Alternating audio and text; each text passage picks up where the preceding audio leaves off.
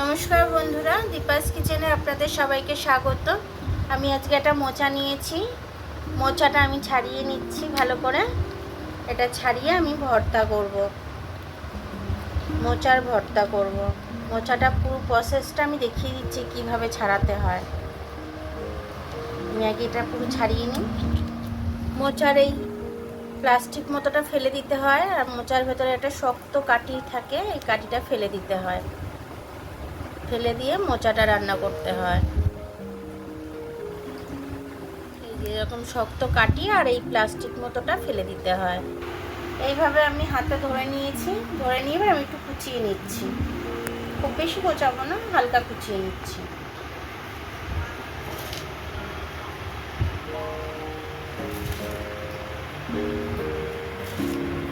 মোচা থেকে এগুলো বেরিয়েছে, এই যে এগুলো ফেলে দেব। দেখুন এগুলো আমি সেদ্ধ বসিয়ে দিচ্ছি। হলুদটা না দিলে কালো হয়ে যাবে, তাই আর একবার হলুদটা দিয়ে দিলাম, নুন দিয়ে দিলাম। নেড়ে এটা আবার চাপা দিয়ে দেবো।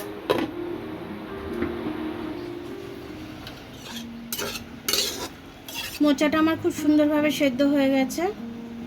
আমি এবার এটাকে জল ঝরাতে দেব। সর্ষের তেলটা দিয়ে দিলাম।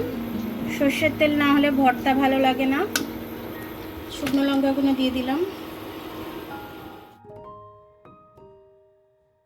এই কাঁচা লঙ্কাগুলো আমি দেব ভর্তার মধ্যে, আর এই রসুনটা দেব। শুকনো লঙ্কাটা আমি তুলে নেব, তুলে নিয়ে আমি একটু কালো জিরে ভেজে নেব।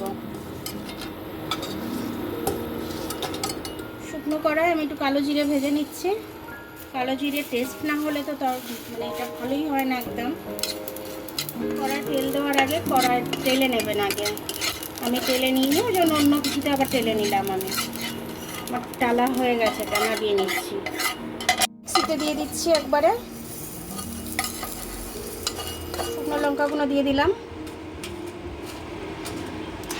এবার এটাকে আমি একটু পেস্ট করে নেব। একসাথে আমি মোচাটাকেও পেস্ট করে নিয়েছি, কালো জিরের সাথে, কালো জিরে, শুকনো লঙ্কা, রসুনের সাথে। এখানে ভাজতে দিয়ে দেবো। একটু নুন দিয়ে দেবো। আমি আগে সেদ্ধ করার সময় নুন দিয়েছিলাম, ওই জন্য এখন একটু কম দিলাম। আর হলুদ দেবো না, হলুদও আগে দিয়েছিলাম। এবার এটাকে আমি ভালো করে ভেজে নেব।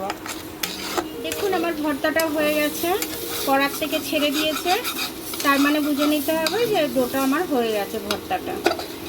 এবার আমি এটাকে তুলে নেব। দেখুন আমার মোচা দিয়ে ভর্তাটা আমি করলাম, খুব সুন্দর হয়েছে। তো এইভাবে রেসিপিটা ফলো করে আপনারা যদি করেন আপনাদের খুব ভালো লাগবে। এক থালা ভাত এমনি এমনি উঠে যাবে। তো আমি করলাম, একটু টেস্টও করেছি আমি, খুব সুন্দর হয়েছে। তো গরম গরম ভাত আর এটা হলে আর কোনো আপনার মাছের তরকারিও লাগবে না, কিছুই লাগবে না, এটা দিয়ে এক থালা ভাত খেয়ে নেবেন। ভিডিওটা দেখার জন্য অনেক অনেক ধন্যবাদ। আমার ভিডিওটা যদি আপনাদের পছন্দ হয় তাহলে লাইক, সাবস্ক্রাইব, বেল আইকনটা একটু টিপে দেবেন। আর যদি ফেসবুক থেকে দেখেন তাহলে লাইক আর ফলোটা একটু করে দেবেন। আবার কাল দেখা হবে নতুন রেসিপির সাথে। ততক্ষণ আপনারা ভালো থাকবেন, আমি আসছি।